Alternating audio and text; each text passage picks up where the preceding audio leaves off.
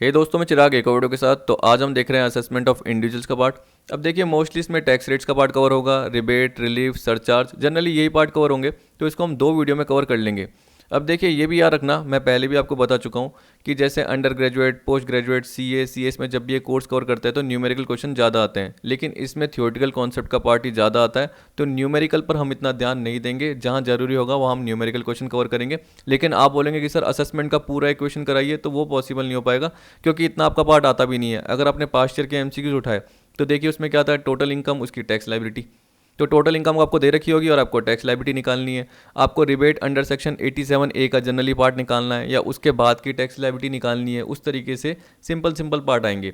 तो सबसे पहले आज हम देख रहे हैं tax rates for the assessment year 2021।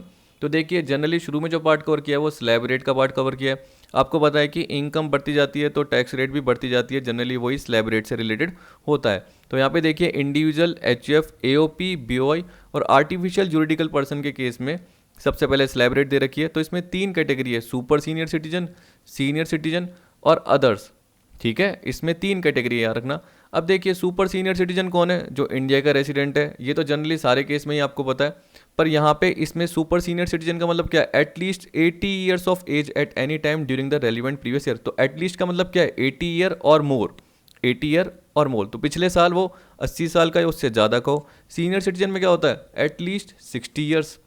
ठीक है, तो इसका मतलब क्या है कि वो सुपर सीनियर कब बनेगा? जब वो 80 ईयर कवर कर लेगा। लेकिन उससे पहले क्या है? 60 ईयर या उससे ज़्यादा बट लेस देन 80 ईयर, तो वो सीनियर सिटीजन है। और इसके अलावा बाकी सारे जैसे हमारे जैसे, वो जनरली किस में आएंगे? अदर वाले केस में आएंगे। तो आप देख सकते हैं, जब हम बेसिक एग्जाम्शन लिमिट की बात करते हैं तो जनरली क्या आता है? जिसमें टैक्स का पार्ट नहीं लग रहा, तो आप क्या बोलोगे? Up to 5 lakh. तो ये बेसिक एग्जाम्शन लिमिट है, up to 5, up to 3 senior के केस में। और अदर के केस में, जैसे हमारे जैसों के केस में, हम क्या बोलेंगे? Up to 2,50,000।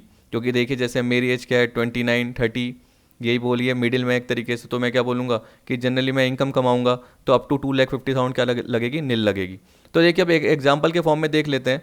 पहले कवर कर लेते हैं, क्या बोल रहा है? अप टू 5 लाख नील। अब देखिए यार रखना, 5 लाख 1 to 10 लाख का मतलब क्या है? कि more than 5 lakh but up to 10 lakh. या हम बोल सकते हैं नेक्स्ट 5 लाख, ये सही रहेगा। तो नेक्स्ट 5 लाख पे 20%। फिर उसके बाद क्या बोल रहा है? मोर देन 10 लाख। तो इसका मतलब क्या हो गया? 10 लाख एंड अबव। तो उस केस में क्या है? 1 lakh plus 30% of total income minus 10 lakh. तो जनरली मैं 30% ही याद रखता हूँ, लेकिन आपको कैसे कवर करना है मैं आपको बता देता हूँ स्लैब रेट कैसे होती है। तो मान के चलिए, अगर इनकम एक सीनियर सिटीजन की, सुपर सीनियर सिटीजन की 12 लाख है। ठीक है, नॉर्मल सा एग्जाम्पल है। तो आपको पता है कि अगर मैं उसकी 5 लाख की इनकम की बात करूंगा तो उस पर तो टैक्स रेट लगेगी नहीं। लेकिन फिर मैं नेक्स्ट 5 लाख बोलूँगा, 12 में से 5 लाख पे तो नील। लेकिन उसके बाद जो नेक्स्ट 5 लाख है उस पर कितना निकलेगा? 20%। तो आप देख सकते हैं कि 5 लाख का 20% कितना निकला? 1 लाख। ठीक है, फिर उसके बाद आपको पता है कि जो बच गई वो कितनी बची, यानी मोर देन 10 लाख, वो बची 2 लाख। ठीक, तो आप देख सकते हैं इस तरीके से स्लैब 5 लाख पे नील, अगले 5 पे 20%, फिर बाकी जो 2 लाख बचे उसका कितना निकलेगा? 30% निकलेगा। तो 2 लाख का 30% कितना होता है? 60,000 होता है। तो आप देख सकते हैं 1,60,000 इसका पार्ट आ जाएगा। अगर मैं बोलता कि इनकम 8 लाख है, तो उस केस में क्या बोलता? अप टू 5 लाख नील, याद रखना। तो उसके बाद जो नेक्स्ट 3 लाख है, क्योंकि वो 8 लाख के अंदर आ रहा है जो कि सेकंड लिमिट के अंदर है, तो नेक्स्ट 3 लाख पे 20%। नेक्स्ट 3 लाख पे 20% मतलब 3 लाख का 20%। आप देख सकते हैं टोटल इनकम 8 में से 5 गए तो बाकी कितने बचे? 3 लाख ही बचेंगे। तो जनरली उसका कितना निकलेगा? 20%, 60,000 निकलेगा। ठीक है, अब देखिए यहाँ पे ये भी रख लेना, that is any resident person male और फीमेल बॉर्न बिफोर 2 अप्रैल 1940। तो उस केस में आप देख सकते हैं कि 80 ईयर्स या उससे ज़्यादा का होगा। कहने का मतलब ये बोल रहा है कि 1 अप्रैल 1940 को जो पैदा हुआ है या उससे पहले जनरली पैदा हुआ है, इस तरीके से आप देख सकते हैं। तो उस केस में ये बोल रहा है। ठीक है, अब देखिए इसके अलावा बोल रहा है in case of senior citizen total income range up to 3 lakh nil. आपको समझ में आ गया होगा। फिर नेक्स्ट 2 लाख ऐसे बोल सकते हैं आप। तो क्या बोल दिया? Total income minus 3 lakh. क्योंकि आप सोच सकते हैं, देखिए अगर सपोज कीजिए कि किसी सीनियर सिटीजन की इनकम 3,50,000 है। देखो अभी तो मैं यही केस ले रहा हूँ, वैसे मैं रिबेट ये नहीं बता रहा, मैं नॉर्मल एग्जांपल समझा रहा हूँ। तो देखिए अप टू 3 लाख नील है। तो उस केस में मैं क्या बोलूँगा कि 350 में से 3 गए, बाकी 50,000 पे 5% निकल के आ जाएगा, बाकी 50,000 पे। अगर मैं बोलूँगा इनकम 6 लाख है, तो मैं क्या बोलूँगा कि up to 3 lakh nil, next 2 lakh पे 5% है। तो जब आप नेक्स्ट 2 लाख पे 5% निकाल के देखोगे तो आपको पता चलेगा कि वो कितना निकलेगा, 10,000 निकलेगा। कितना निकलेगा? 10,000 निकलेगा, याद रख लेना। फिर उसके बाद मैंने क्या बोला कि अगर इनकम मैंने अभी आपको बोली 6 लाख है, ठीक है, तो नेक्स्ट 2 लाख पे कितना निकला? नेक्स्ट 2 लाख जो मैंने ये निकाले थे उसका 5% 10,000 निकला, और जो उसके बाद 1 लाख बचे उसका निकला 20%। तो 1 लाख का 20% क्या होगा? 20,000। तो आप देख सकते हैं 1 लाख का 20% जनरली यही होगा 20,000। तो 20 + 10 कितना हो गया आपका? 30,000। तो सिंपल सा पार्ट है, आपको ज़्यादा टेंशन लेने की जरूरत नहीं है। वैसे भी मैंने इसके साथ एग्जांपल भी कवर कर लिया है। अब देखिए सीनियर सिटीजन में क्या बोल रहा है, वही जो इंडिया का रेसिडेंट है, और यहाँ पे क्या बोल दिया, is of at least 60 year of age at any time during the relevant previous year. पर याद रखना कि वो 80 ईयर से कम ही होना चाहिए। अगर 80 ईयर हो गया तो वो सुपर सीनियर सिटीजन हो जाएगा, और जब सुपर सीनियर सिटीजन है तो उसमें बेसिक एग्जाम्पशन लिमिट बदल जाएगी। और आप देख सकते हैं कि देखो अप टू 5 लाख है नील, तो इस केस में देखिए 3 to 5 लाख में 5% आ रहा है, लेकिन यहाँ पे नहीं आ रहा, क्योंकि आपको पता है कि यहाँ पे है ही अप टू 5 लाख नील। तो सीधा 5 से 10 का स्लैब आता है, और 5 से 10 में 20% ही होती है। इधर भी देख सकते हैं कि 20% ही होती है, ठीक है, लेकिन कैलकुलेशन चेंज हो जाती है, आप देख सकते हैं। तो उसी तरीके से आप देखो in case of other individual, HF, AOP, BOI, artificial juridical person, उसमें देखिए अप टू 2,50,000 नील, क्योंकि हम एक तरीके से क्या है कि मोस्टली ज़्यादा अर्निंग कर सकते हैं, ऐसे बोल सकते हैं, और वो ऐसी एज होती है कि जनरली हम अच्छा कमा रहे होते हैं। तो यहाँ पे बेसिक एग्जाम्पशन लिमिट क्या दी गई है? कम दी गई है। तो इसका मतलब क्या हो गया कि यानी हम टैक्स चुकाने में कैपेबल होते हैं, एक तरीके से हमारी अर्निंग कांस्टेंट बनी रहती है, तो उस अकॉर्डिंग स्लैब रेट रखी गई है। तो आप देख सकते हो अब टू 2,50,000 नील हो गई, 250 से 5 लाख क्या हो गई कि 5%। तो आप देख सकते हो मैं नेक्स्ट क्या बोलूँगा, नेक्स्ट 250, फिर मैं बोलूँगा नेक्स्ट 5 लाख, उस पर 20%, ऐसे जनरली सही रहता है। क्योंकि आप देखोगे कि नेक्स्ट 250 उसका 5% 12,500 होता है, और नेक्स्ट 5 लाख उसका जो आपका आप देखोगे कितना, जनरली मैं बोलूँगा 20%, तो वो होता है 1 लाख। तो आप देख सकते हो कि नेक्स्ट 5 लाख का 20% होता है 1 लाख। तो आप देख सकते हो 12,500, और नेक्स्ट 20% का कितना होता है, मैंने बताया 1 लाख। तो आप देख सकते हो 1,12,500, क्योंकि उसके बाद अगर आपकी इनकम 12 लाख है, 13 लाख है, मान लो 13 लाख है, तो इसका मतलब क्या हो गया, 3 लाख पे 30% निकलेगा, क्योंकि टोटल इनकम 13 लाख, उसमें से 10 लाख गए। तो इस तरीके से नेक्स्ट नेक्स्ट नेक्स्ट ऐसे करते जाएं, और स्लैब रेट बढ़ती जाएगी। ठीक, अब यहाँ तक ये याद रखना कि मैक्सिमम कितनी है, 30% ही तो है। बॉर्न ऑन और आफ्टर 2 अप्रैल 1960 और नॉन रेसिडेंट इंडिविजुअल, इसकी बात कर रहा है। In case of other individual, HF association, क्योंकि उस केस में उसकी एज क्या होगी, 60 से कम होगी, 59 होगी, 59 और समथिंग कुछ डेज होगी, लेकिन वो 60 एज का नहीं होगा, क्योंकि वो क्या है 2 अप्रैल 1960 या उसके बाद पैदा हुआ है। अब देखिए हर साल ये थोड़ा चेंज होता जाएगा, क्योंकि मैं असेसमेंट ईयर 2021 के अकॉर्डिंग बात कर रहा हूँ, यानी जो उसकी इनकम आई है वो प्रीवियस ईयर 1920 के अकॉर्डिंग आई है, ठीक है। और वो प्रीवियस ईयर की बात कर रहा है कि जब भी उसकी एज हुई है वो प्रीवियस ईयर में हुई है।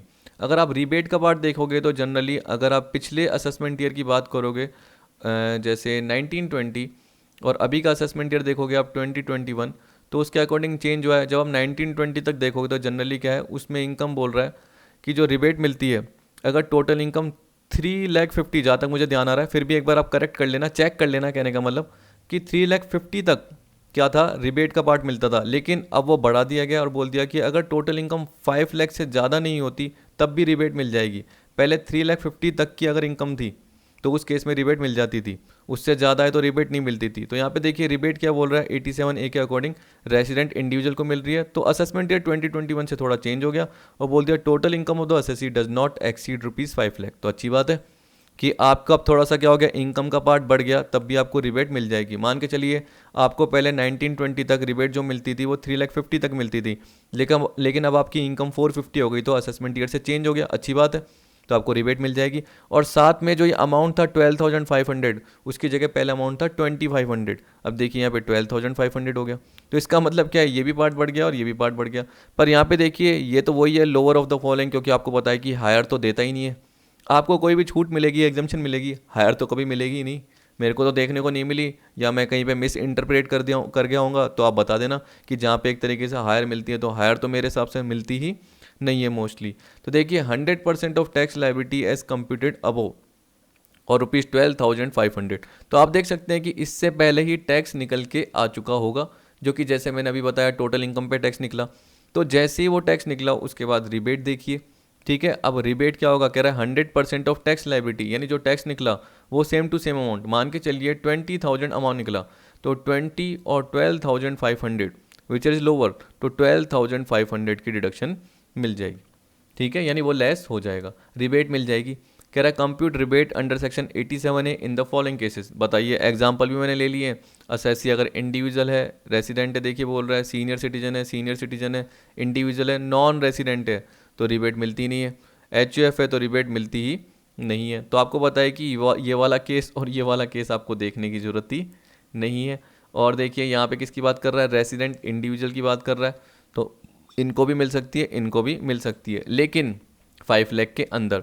तो अब मैं केस जो पढ़ूंगा वो जनरली ये वाला कवर नहीं करूंगा क्योंकि ये नॉन रेसिडेंट का केस है और एचयूएफ का केस है, इसमें भी नहीं मिलेगी, तो 5वां 6ठा केस देखने की जरूरत नहीं है। लेकिन यहाँ पे पहला केस देखिए, अगर टोटल इनकम 490 की है तो टैक्स कितना निकलेगा। तो देखिए जब इंडिविजुअल रेसिडेंट है और ये सीनियर सिटीजन नहीं है तो उस केस में ये वाला पार्ट लगेगा।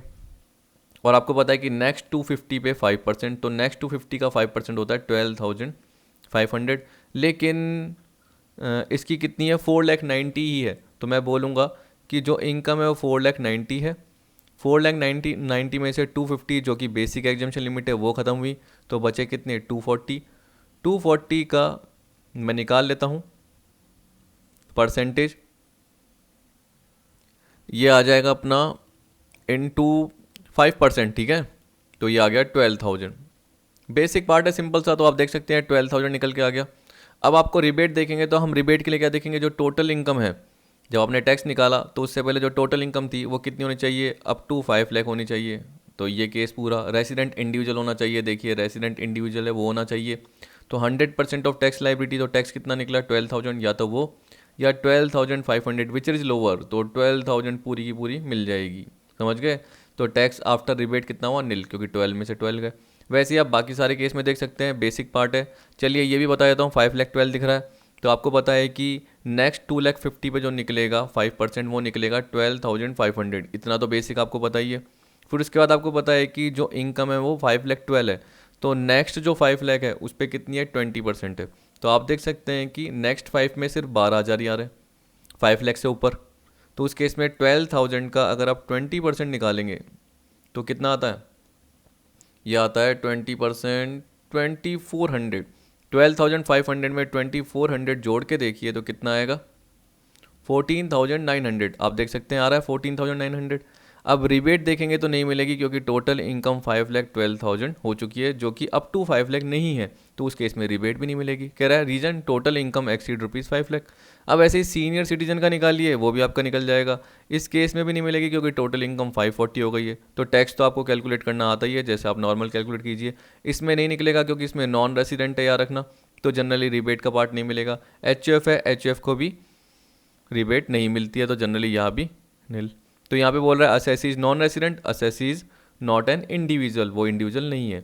अब देखिए सरचार्ज का पार्ट आता है, तो सरचार्ज क्या बोल रहा है कि अगर आपकी इनकम एक लिमिट क्रॉस कर देती है तो टैक्स ऑन टैक्स। सरचार्ज का मतलब क्या होता है, टैक्स पर टैक्स ऐसे बोला जाता है, ये इनकम पर टैक्स नहीं है, ये टैक्स पर टैक्स है। तो यहाँ पे बोल रहा है surcharge on tax after rebate under section 87A। देखिए सीधी सी बात है, रिबेट तो कब मिलती है, जब इनकम 5 लाख तक की है, जबकि सरचार्ज देखिए किसकी बात कर रहा है कि इनकम 50 लाख से ज़्यादा, फिर मोर देन 50 लाख से ज़्यादा, तो मोर than 50 but does not exceed 1 crore, तो 10% ऑफ टैक्स, जनरली ऐसे बोल रहा है। तो आपको पता है कि अगर आपकी इनकम 5 लाख तक ही रहेगी तो रिबेट का पार्ट रहेगा, लेकिन उससे ज़्यादा तो इनकम देखिए कितनी ज़्यादा दे रखी है, तो रिबेट का पार्ट और सरचार्ज का पार्ट एक साथ तो आ ही नहीं सकता। रिबेट का पार्ट और सरचार्ज का पार्ट तो एक साथ आ ही नहीं सकता। तो देखिए यहाँ पे जनरली ये बोल रहा है surcharge at the following rate is also payable on tax as computed above after rebate under section 87A। Total income does not exceed 50 lakh nil, लेकिन उसके बाद सरचार्ज लगना चालू हो जाता है कि अगर आपकी इनकम 50 लाख से ज़्यादा है, लेकिन कह रहा है but does not exceed 1 crore, इसका मतलब 1 करोड़ तक है, तो उस केस में 10% ऑफ टैक्स। अगर आपकी इनकम 1 करोड़ से ज़्यादा है लेकिन अप टू 2 करोड़ है तो 15% ऑफ टैक्स। अगर आपकी इनकम 2 करोड़ से ज़्यादा है but does not exceed 5 crore तो 25% ऑफ टैक्स। अगर आपकी इनकम मोर देन 5 करोड़ तो 37% ऑफ टैक्स। ठीक है, तो मैं असेसमेंट ईयर 2021 के अकॉर्डिंग ले रहा हूँ, याद रखना, न कि 21-22, मैं 2021 के अकॉर्डिंग ले रहा हूँ। यहाँ पे जब स्टार दे रखा है तो उसमें क्या बोल रहा है, where the total income includes any income chargeable under section 111A, जो कि मैंने कैपिटल गेन में आपको बताया था, शॉर्ट टर्म कैपिटल गेन का पार्ट होता है, जिसपे अगर सिक्योरिटी ट्रांजैक्शन टैक्स, मतलब सिक्योरिटीज़ के केस में, ठीक है, शेयर्स इनके केस में सिक्योरिटी ट्रांजैक्शन टैक्स पे होता है, तो जनरली जो कैपिटल गेन का पार्ट होता है उस पर टैक्स रेट होती है 15%, ये मैंने आपको बताया था। और 112A जनरली जो होता है वो मुझे ध्यान आ रहा है, वो लॉन्ग टर्म कैपिटल गेन के केस में होता है। किसके केस में? लॉन्ग टर्म कैपिटल गेन के केस में, जिसमें आपको पता है कि इक्विटी शेयर होते हैं, इक्विटी ओरिएंटेड म्यूचुअल फंड होते हैं, बिजनेस ट्रस्ट की इनकम होती है। तो जब भी उन्हें गेन होता है तो उस पर भी टैक्स का पार्ट लगता है, लेकिन 1 लाख तक की इनकम, 1 लाख तक का जो भी कैपिटल गेन है वो एग्जेम्प्ट होता है, और उससे ज़्यादा के जो पार्ट है उस पर 10% टैक्स रेट का पार्ट लगता है। अगर आपने ये नहीं देखा तो ये एक बार कैपिटल गेन वाले पार्ट में देख लीजिए। तो यहाँ पे आप देखिए, शुरू से पढ़ते हैं क्या बोल रहा है। Where the total income includes any income chargeable under section 111A यानी short term capital gain and 111A यानी long term capital gain, the surcharge on the amount of income tax computed on that part of income shall not exceed 15%। तो ये बोल रहा है कि अगर total income में ये भी इंक्लूड है तो उस केस में बोल रहा है कि इस पार्ट पर जो भी सरचार्ज लग रहा है वो 15% से ज़्यादा नहीं होना चाहिए, जो इन पार्ट पर लग रहा है, शॉर्ट टर्म कैपिटल गेन और लॉन्ग टर्म कैपिटल गेन पे। क्योंकि देखिए यहाँ पे हायर ही कितना है, 15% है। तो यहाँ पे ये बोल रहा है in other word surcharge higher than 15% is applicable only on tax on income other than income covered under section 111A और 112A। तो इसका मतलब क्या है कि इन दोनों को छोड़ के, STCG और LTCG को छोड़ के, बाकी जो इनकम होगी उस पर हायर सरचार्ज लग सकता है 25 और 37, लेकिन STCG LTCG पे नहीं लग सकता। तो ये याद रख लेना, ये भी एग्जाम के लिए इंपॉर्टेंट हो सकता है। वैसे मेरे हिसाब से तो इतने आते भी नहीं है एग्ज़ाम में, फिर भी कभी कभी आपसे सरचार्ज का पूछ सकता है कि 50 से 1 करोड़ के बीच में, 1 करोड़ से ज़्यादा और अप टू 2 करोड़ तो 15% है। इस तरीके से आपको ध्यान रखना है। अब देखिए हेल्थ एंड एजुकेशन से पर उससे पहले एक और चीज़ मैं आपको बता दूं, क्योंकि आप कंफ्यूज रहेंगे। तो मैंने बिल्कुल लास्ट में, मैं एंड पे आ चुका हूँ। देखिए मैंने कवर कर रखा है जिसमें क्या बोल रखा है कि एक प्रोसीजर बता रहा है, procedure for computation of taxable income of the person for levy of income tax is as follows. तो आपको पता है कि सबसे पहले रेसिडेंशियल स्टेटस पता करो कि वो रेसिडेंट है, नॉट ऑर्डिनरली रेसिडेंट है या नॉन रेसिडेंट है। मैंने क्या बोला? रेसिडेंट, जिसको हम ऑर्डिनरली रेसिडेंट भी बोलते हैं। फिर वो resident but not ordinarily resident है, इसका मतलब वो NOR है, सिर्फ ऐसे बोल सकते हो आप, नॉट ऑर्डिनरली रेसिडेंट। या तीसरा वो नॉन रेसिडेंट है, वो पता कीजिए। फिर पांचों हेड की income, salary, house property, capital gain, PGBP, other source. फिर उसके बाद बोल रहा है क्लासीफाई करना है, फिर उसके बाद कंप्यूट करना है, तो कंप्यूट कर दिया। Clubbing of income of spouse, minor child, ये मैंने आपको बताया। उसके बाद सेट ऑफ और carry forward and set of loss, ये भी मैंने आपको बताया। फिर देखिए बोल रहा है कि इस तरीके से ग्रॉस टोटल इनकम निकल के आ गई। तो देखिए आपने क्या करा, पहले खुद की इनकम कैलकुलेट करी, फिर जनरली क्या हो गया कि क्लबिंग हो गई, स्पाउस की, माइनर चाइल्ड की, वो पार्ट हो गया। फिर जो भी लॉसेज ये हैं, जो भी कैरी फॉरवर्ड का पार्ट है, उनको जनरली हमने सेट ऑफ कर दिया। उसके बाद बोल रहा है ग्रॉस टोटल इनकम आ गई। उसमें से डिडक्शन जो ATC से ATU की है, जिसमें मैंने दो बताई थी, एक तो पेमेंट बेस होती है यानी इन्वेस्टमेंट बेस, और एक इनकम बेस होती है। फिर उसके बाद देखिए टोटल इनकम का पार्ट निकला। टोटल इनकम में जनरली क्या बोल रहा है कि ग्रॉस टोटल इनकम में से डिडक्शन गई। अब इस टोटल इनकम पर टैक्स निकल रहा है, जो मैं आपको बोल रहा था ना अभी स्लैब रेट में कि 12 लाख की इनकम हुई, तो जनरली वो ये वाली है। इन सब के बाद तो स्टेप 8 वाली याद रखना। इसके बाद टैक्स रेट के अकॉर्डिंग टोटल इनकम निकली। फिर देखिए या तो रिबेट होगी या सरचार्ज का पार्ट होगा, ये हो गया। अब सरचार्ज के बाद मार्जिन रिलीफ का पार्ट भी आता है, तो मार्जिन रिलीफ भी कैलकुलेट करेंगे अभी, देखना। फिर हेल्थ एंड एजुकेशन सेस हो गया इनकम टैक्स पे, तो अब ये कवर कर ही रहे थे हम। इसके बाद जो भी अमाउंट आएगा उसमें जनरली एडवांस टैक्स और TDS लेस हो जाएगा, याद रखना। क्योंकि आपको पता है कि हेल्थ और एजुकेशन से जुड़ता है, ठीक है। तो जैसे ही वो निकला उसके बाद एडवांस टैक्स एंड TDS का पार्ट, तो वो लेस हो जाएगा क्योंकि आपने एडवांस टैक्स पे किया है, या आपकी किसी पर्टिकुलर इनकम पे जो कि TDS के अकॉर्डिंग प्रोविजन में दे रखी है उस पर TDS कटा है। तो जैसे मेरी इनकम पे भी जनरली क्या होता है, मैं कहीं ना कहीं से स्पॉन्सरशिप मिल जाती है तो TDS काटा जाता है। तो बाद में मैं क्या करूँगा, फॉर्म 16 जनरली कवर करके जो रिफ़ंड है एक तरीके से वो मांग लूँगा, लेकिन मेरी जो इनकम है उस पर TDS कटता है तो मैं लेस कर दूंगा अपनी इनकम में से। एडवांस टैक्स अगर मैंने पे किया तो वो लेस कर दूंगा, बाकी मुझे टैक्स पे करना पड़ेगा, या कोई रिफ़ंड का पार्ट है तो जनरली मुझे मिल जाएगा। मान के चलिए कि यहाँ तक आने के बाद कोई भी इनकम नहीं है, जीरो, और TDS मैंने कितना पे करा, -5000, इतना जनरली हो गया। तो उस केस में आपको पता है, यानी 5000 आपको पता है ना लेस करना है, तो यहाँ पे जो माइनस में आ गया, माइनस का मतलब क्या है कि रिफंडेबल का पार्ट है, कि TDS आपका काटा गया था वो आपको एक तरीके से रिफंड के फॉर्म में मिल जाएगा, ठीक है। तो अब वापस से शुरू में आता हूँ। देखिए तो यहाँ पे ये दे रखा है हेल्थ एंड एजुकेशन से, जिसमें आपको बता रखा है एप्लीकेबल ऑन ऑल असेसी, ठीक है। रेट ऑफ सेस कितनी है, 4% of tax liability after surcharge, surcharge के बाद, तो ये मैंने आपको बता ही दिया। तो या तो रिबेट देखिए या जनरली सरचार्ज का पार्ट देखिए। फिर देखिए अगर सरचार्ज का पार्ट रहता है तो साथ में मार्जिनल रिलीफ का केस भी आ सकता है। तो यहाँ पे देखिए एक पर्टिकुलर एग्जांपल दे रखा है और उसमें ये बता रखा है कॉन्सेप्ट कि अगर आपकी इनकम, अभी देखिए मैंने आपको ये बताया, देखिए 50 लाख से ज़्यादा है बट अप टू 1 करोड़ तो 10%। तो मैं जो एग्जांपल ले रहा हूँ वो 10% वाला ले रहा हूँ। आप चाहे तो 1 करोड़ से ज़्यादा वाला 15% वाला एग्जांपल ले सकते हैं। आप चाहे तो 2 करोड़ से ज़्यादा बट अप टू 5 करोड़ उसमें 25% का एग्जांपल ले सकते हैं। मैंने सिंपल रखने के लिए ये वाला एग्जांपल कवर किया।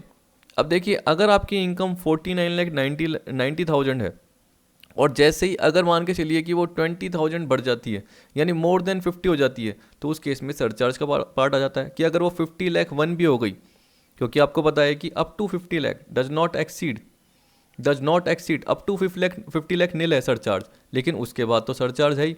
तो अगर 20,000 बढ़ भी गई तो उस केस में देखना सरचार्ज कितना ज़्यादा हो जाता है। तो उस केस में मार्जिनल रिलीफ की नीड हुई कि हमें कुछ रिलीफ दीजिए क्योंकि टैक्स पे टैक्स बहुत ज़्यादा लग रहा है। क्योंकि आप देख सकते हैं, एक बार मैं आपको एग्जाम्पल के फॉर्म में बताऊँ, ये बोल रहा है कि एक असेसी है जिसकी 52 ईयर्स की एज है, उसकी टैक्स लायबिलिटी निकालो, हुज टोटल इनकम इज़ 49,90,000 पहले केस में। अगर उसकी इनकम 50 लाख 10 है यानी 20 बढ़ जाती है तो उस केस में क्या फ़र्क पड़ेगा। और अगर इसकी इनकम 60 लाख हो जाती है, ठीक है, 10,10,000 बढ़ जाती है प्रीवियस केस से, या इस केस से देख सकते हो कि 9,90,000 हो जाती है, तो क्या फ़र्क पड़ता है। तो आप देख सकते हैं कि 250 तक नील, ये आपको पता है। नेक्स्ट 250 पे 5%, ये आपको सबको पता है। फिर उसके बाद आपको पता है कि नेक्स्ट जो 5 लाख है उस पर 20%। और जो बैलेंस इनकम है, बैलेंस इनकम का मतलब क्या हो गया, आप देख सकते हैं कि यहाँ तक का जो पार्ट आ रहा है वो 10 लाख का आ रहा है। तो अगर इस केस में देखेंगे तो 49,90,000 में से 10 लाख लेस करेंगे तो 39,90,000 का पार्ट आएगा। उस 39,90,000 का अगर आप 30% भी निकालेंगे तो आपको समझ में आ जाएगा कि 11,97,000 आ रहा है। इसी तरीके से इस केस में भी देख सकते हैं कि जनरली ये वाला पार्ट तो सेम आएगा, लेकिन उसके बाद आप क्या देखेंगे कि नेक्स्ट जो 40,10,000 है, 40,10,000 क्यों बोले मैंने, क्योंकि आपको पता है कि जनरली ये 10 लाख का पार्ट कवर कर रहे हैं। तो 50 लाख 10 में से 10 लाख गए, बाकी जो नेक्स्ट 40,10,000 है उस पर 30% का पार्ट आ रहा है। तो आप देख सकते हैं कैलकुलेटर पे कैलकुलेट कीजिए या नॉर्मल भी कीजिए, आपको समझ में आ जाएगा 12,03,000 आ रहा है। तो ये टोटल मिला के कितनी बन रही है, 13,09,500, ये 13,15,500। और इस पर भी आराम से कैलकुलेट करके देख लेना, क्योंकि आपको पता है कि 60 लाख है। तो अगर मैं बोलूँगा कि नेक्स्ट 50 लाख पे, क्योंकि 10 लाख तक पे तो नॉर्मल पार्ट है और नेक्स्ट 50 लाख पे 30% 15 लाख आ रहा है, तो इस तरीके से ये पार्ट कैलकुलेट होके आ गया। अगर आप रिबेट देखेंगे तो कहीं पे भी आपको नहीं मिलेगी, क्योंकि आपको पता है कि इनकम 5 लाख से ज़्यादा हो रही है।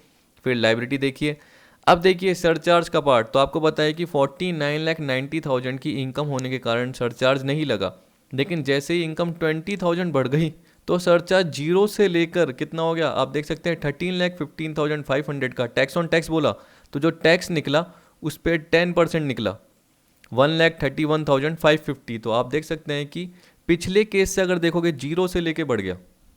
ये आप इस केस में भी देखिए कि अगर आपकी इनकम 50 से 60 हो जाती है, ये मान के चलिए 50 से 60, क्योंकि आपको पता है 50 में नील है, तो अगर 60 हो जाती है तो आप सरचार्ज देखिए। तो उस केस में अगर आप फर्स्ट केस से कंपेयर करके देख रहे हो तो नील से लेके 161 250, तो भैया रिलीफ कहाँ है, रिलीफ तो दो। कि इतना सारा थोड़ी हो सकता है कि अगर मेरी इनकम सिर्फ 20,000 ऊपर हो रही है, यानी मैं बोल सकता हूँ कि 50 तक नील है, चलो 50 पे भी निकाल के देखना एक बार टैक्स, आपको पता चल जाएगा।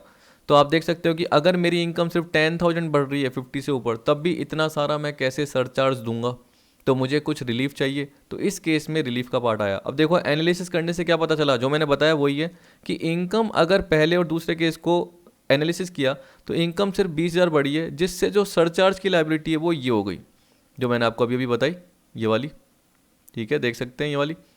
तो ये बोल रहा है to provide relaxation from levy of surcharge to a tax payer where the total income exceed marginally above ₹50 और ₹1 करोड़ और 2 करोड़ और 5 करोड़, जैसा भी केस है, तो मार्जिनल रिलीफ का कॉन्सेप्ट डिजाइन किया गया।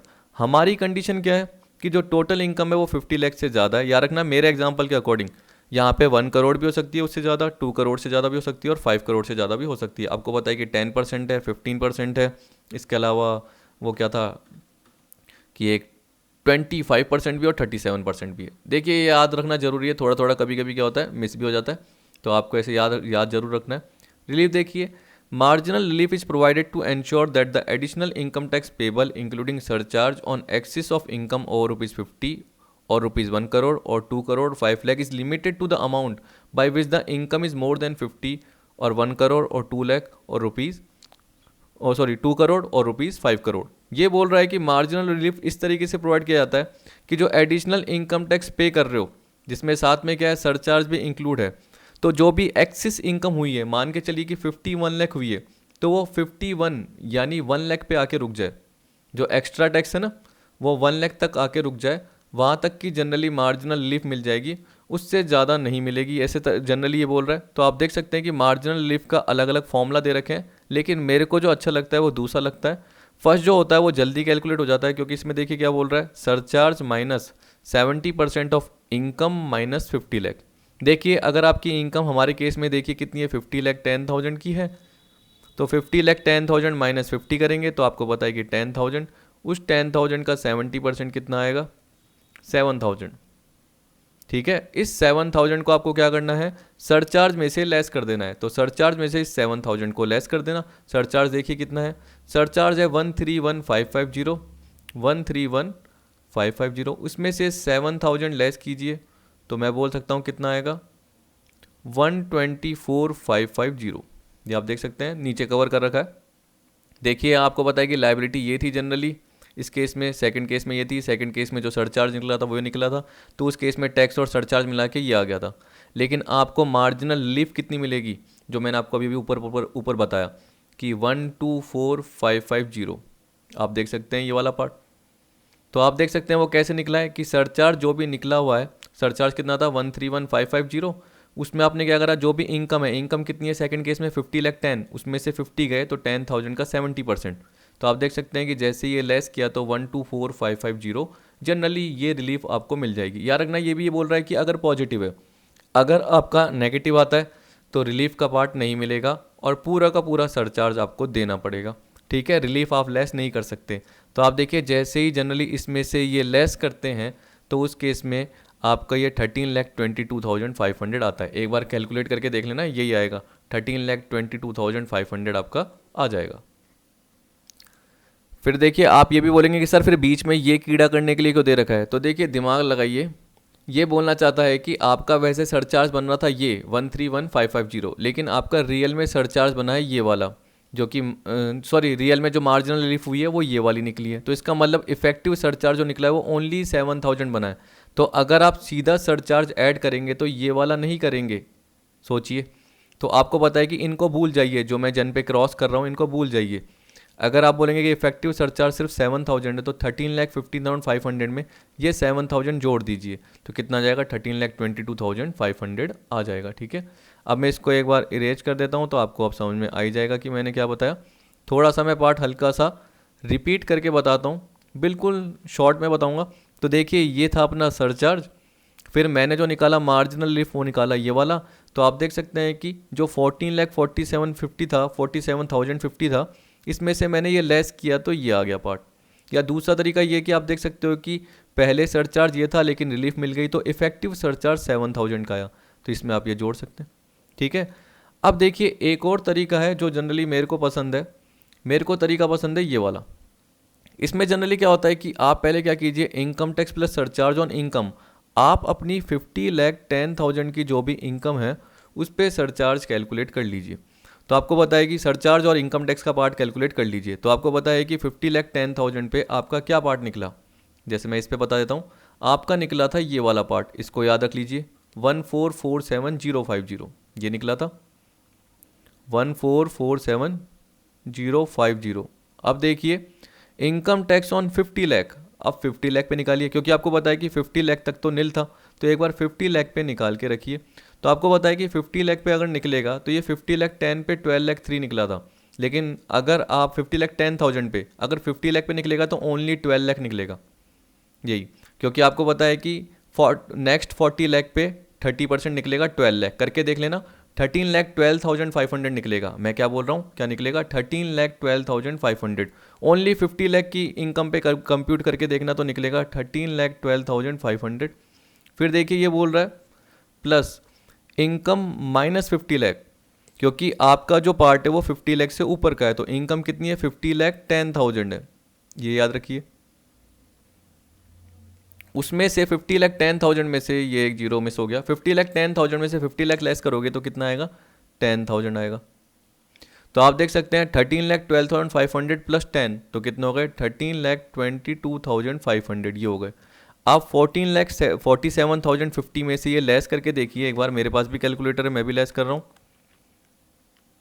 देखो मैं कर रहा हूँ, तो ये आ गया 124,550, कितना आ गया, तो ये आपका रिलीफ का पार्ट आ गया। तो देखिए ये बताना चाहता है कि आपने पहले नॉर्मली जैसे कैलकुलेट किया है वो तो आपने कर लिया, लेकिन आप क्या कीजिए, पहले आप 50 लाख पे करके देखिए, क्योंकि 50 लाख 10 है तो 50 लाख को क्रॉस कर लिया है, तो 50 लाख पे करके देखिए, और उसके बाद जो एक्स्ट्रा पार्ट है वो 10,000 का है। एक्स्ट्रा पार्ट क्या है, तो जो 50 लाख पे टैक्स है और उस पर जो 10,000 है उससे ज़्यादा नहीं हो सकता, हम बोल सकते हैं। तो जनरली जो आपको रिलीफ मिलेगी वो ये वाली मिलेगी, रिलीफ क्या मिलेगी, ये वाली मिलेगी, ठीक। तो यहाँ पे ये बोल रहा है कि वो जो 10,000 एक्स्ट्रा पार्ट है उससे ज़्यादा आपका टैक्स नहीं बन सकता, तो इसलिए क्या बोल दिया कि जो इनकम टैक्स निकला 50 लाख पे प्लस जो इनकम है 50 लाख 10 उसमें से 50 लाख गए तो 10,000, तो 13,12,500 प्लस 10 यानी 13,22,500। जैसे ही लेस करेंगे तो आपके रिलीफ का पार्ट निकल के आ जाएगा। अगर ये पॉजिटिव है नेगेटिव है तो जनरली नहीं आएगा, सीधी सी बात है। तो यहाँ पे यानी कहने का मतलब अगर ज़्यादा पार्ट आ रहा है तो आपको नहीं मिलेगा। तो ये एक बार केस कवर करके देखना, आपको मिलेगा ही नहीं, मार्जिनल रिलीफ मिलेगा ही नहीं। तो उस केस में आपको बताया कि जो इफेक्टिव सरचार्ज है वो यही रहेगा। तो आप देख सकते हैं ये 17,73,750 है, ये लाइबिलिटी आफ्टर सरचार्ज है। और उसके बाद आपको बताया कि उस पर हेल्थ एंड एजुकेशन से 4% जुड़ जाएगा अबव पे। तो आपको पता है कि जो भी टैक्स लाइबिलिटी निकलेगी उस पर जनरली 4% जुड़ के आएगा। फिर आपको क्या कर देना है, वो राउंड ऑफ कर देना है, जो कि अंडर ₹10 के अंदर होता है, तो वैसे आपको राउंड ऑफ कर देना है। Concept of marginal relief is not applicable in case of cess, ये बोल रहा है। तो मार्जिनल रिलीफ का कॉन्सेप्ट सेस के केस में एप्लीकेबल नहीं होगा, क्योंकि जनरली ये भी क्या है, टैक्स पे टैक्स है, लेकिन इस पर जो भी निकला है वो निकल जाएगा। तो आप बोल सकते हैं कि जो सरचार्ज है वो हेल्थ एंड एजुकेशन सेस से पहले निकलता है, और सरचार्ज के बाद ही आप मार्जिनल रिलीफ का केस देख सकते हैं।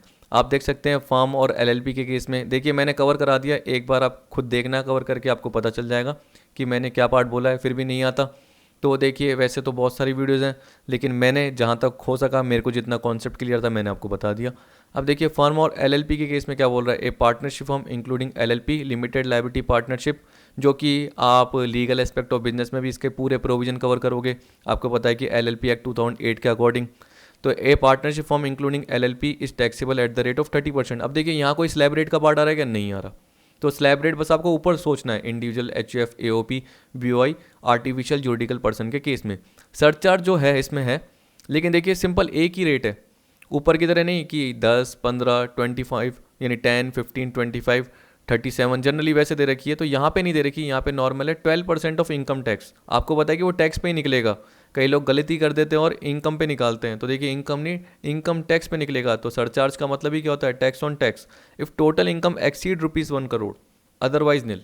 अगर टोटल इनकम 1 करोड़ से ज़्यादा होती है तो 1 करोड़ तक है तो उस केस में सरचार्ज नहीं लगेगा, मार्जिनल रिलीफ मिल जाएगी सेम। हाँ, और एक और चीज़ फिर मैं बताना भूल गया, आपने बोला कि सर ये एग्जांपल जो आपने बताया वो 50 का बताया, तो क्या हम 1 करोड़ का अप्लाई कर सकते हैं, 2 करोड़ का, 5 करोड़, ठीक है। तो आप क्या करना, जो भी वैल्यूज़ है वो उस अकॉर्डिंग चेंज कर लेना। मैं आपको बता देता हूँ, क्योंकि आपको फॉर्मूला दिख नहीं रहा, तो एक बार मैं इसको इरेज कर देता हूँ। तो देखिए अब आपको दिख रहा होगा, तो यहाँ पे आप देख सकते हैं 50 लाख है, उसकी जगह क्या आ जाएगा, 1 करोड़ का पार्ट आ जाएगा आपका। मान के चलिए 1 करोड़ 10 लाख आपकी इनकम है, तो पहले 1 करोड़ 10 लाख पे क्या कीजिए, इनकम टैक्स प्लस सरचार्ज निकालिए, सबसे सिंपल पार्ट है। फिर 1 करोड़ का आप एक बार इनकम टैक्स निकालिए, और आपको पता है कि 1 करोड़ 10 लाख, मैंने क्या बोला, 1 करोड़ 10 लाख माइनस 1 करोड़ कीजिए तो 10 लाख है। तो यहाँ पे आपका जो टैक्स का पार्ट है ये बोल रहा है कि यानी जो भी आपका सरचार्ज का पार्ट है वो इनकम जो भी पार्ट है, एक्सिस इनकम है, उससे ज़्यादा नहीं हो सकता। तो आप देख सकते हैं कि 10 लाख का पार्ट उससे ज़्यादा नहीं हो सकता। ऐसे बहुत सारे तरीके हैं, मैंने पर शॉर्ट में बताया। आप अलग अलग जैसे CA किसी भी यूट्यूबर की वीडियो देखोगे तो वो जनरली क्या करेंगे, आपको अलग अलग केस करके बताएंगे, लेकिन यहाँ पे हमारे पास टाइम की शॉर्टेज है, तो उस अकॉर्डिंग मैंने 2-3 एग्जाम्पल के थ्रू आपको बता दिया। आप देख सकते हैं कि यहाँ पर हेल्थ और एजुकेशन से इसकी बात कर रहा है फर्म या LP के केस में 4% of tax liability after surcharge, तो नॉर्मल है। तो बस आपको ये 30% और जनरली ये पार्ट याद रखना है, क्योंकि ये भी आपका आ सकता है। फिर देखिए कंपनी के केस में क्या है, अगर एक डोमेस्टिक कंपनी है और ये बोल रहा है वेयर इज टोटल टर्नओवर और gross receipt during previous year 17-18 does not exceed 400 crore 25%। तो ये बोल रहा है कि जहाँ पे उसका टर्नओवर या ग्रॉस रिसिप्ट पिछले 17-18 में हमें पता है कि हमारा असेसमेंट ईयर 2021 चल रहा है, तो उसके अकॉर्डिंग प्रीवियस ईयर 1920 है। तो बोल रहा है कि अगर उसकी 17-18 में total turnover gross receipt 400 crore से ज़्यादा नहीं है, तो उस केस में उसका पिछली बार क्या लगेगा, 25% लगेगा। इन एनी अदर केस उसका 30% लगेगा। ठीक है, जहाँ पे उसका टोटल टर्नओवर ग्रॉस रिसिप्ट 2017-18 में 400 करोड़ से ज़्यादा नहीं है तो 25%, और इन एनी अदर केस 30% लगेगा।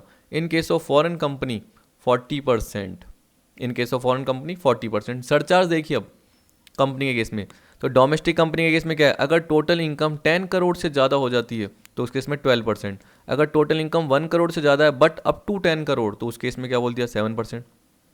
अगर टोटल इनकम क्या है, 1 करोड़ से ज़्यादा होती नहीं है, 1 करोड़ तक ही होती है, does not exceed 1 crore, up to 1 crore है तो नील, ऐसे बोल सकते हैं, up to 1 crore nil, 1 crore से 10 crore 7%, more than 10 crore 12%। Short में याद रखना है। वैसे ही फॉरेन कंपनी के केस में नील 2 5 ऐसे याद रखिए, नील 7 12 नील 2 5, ये आपको याद रखना है।